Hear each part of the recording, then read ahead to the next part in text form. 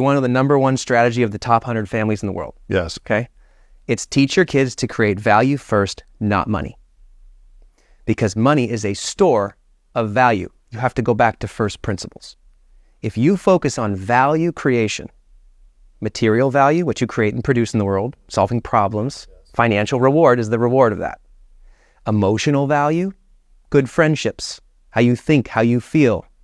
Spiritual value, how you love, how you live, mindset, lifting you up above your issues to a higher calling, to God, getting out of your ego, and that's spiritual value. Yes. So if we can teach our children, hey, we're going to be value hunters in this home, that is the number one greatest asset you could ever give them. It's an unfair advantage for the rest of their life. Wow. And what you don't do is you focus on the money side. So you don't talk about the money. The money comes as a result of value creation. So back to the It's allowance. the reward. Allowance teaches them nothing about creating value for money. And then what parents do is they say, well, my kids do a list of chores and I give them an allowance. Okay, so now that's value because they're helping out around the house or they're contributing, right? But the problem there is that half those chores you should never tie to money.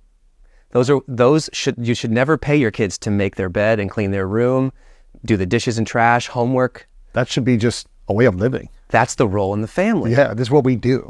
We call those expectations. Yes, standards. Right? Yep. So that's why chores doesn't work at the first part. The other half, those chores, should be a menu of ways to earn.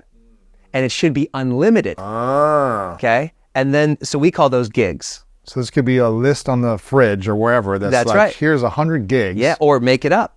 Or make up a gig. Go find ways to create value. And I'll tell you how much that's worth for me. And that is the winner for every single family. The moment your kid starts hunting for ways to create value at home or in the neighborhood, we call those community gigs. Now they're going out and having a lens to see the world, not what I can get, but how I can create value for others. That is the true hack for all financial competency. What are the 3 most valuable gigs that you have at your home that you either gave to your kids or they gave to you and you said, yeah, I'm willing to pay more for that? Yeah, we're at a point now, they have about a dozen gigs that are on the list. And our system, the dinner table program, you literally get a printout for the fridge. It's auto-repeating. You can pay your kids every week. It's a payday. But remember, we have expectations, we have gigs, but we have... Expectations are separate. That's free. You don't get table paid. stakes. You don't get paid for showing up and living a standard of excellence. That's right. But the gigs, we break them up. So there's action gigs and there's brain gigs. What's the action gigs? Action gigs are kind of what you might think of some chores, like sweep the garage, wash a window, something in the yard, clean a bathroom, make a meal.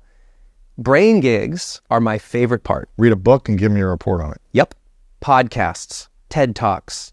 This one right here. Parents should be like offering up $4 if their kids tell their parents 3 things they learned from this and 1 thing they're going to apply to their life. Yeah. We call those brain gigs. No sugar for a week. I am statements every single day for a month. Interesting. These should be tied to value because it's creating value with your brain. You and I, our whole life is creating value with our brain. Way more than our hands and feet. Mm-hmm. Why are we not teaching that to children? Right. Homework is an expectation, but there should be a ton of brain gigs.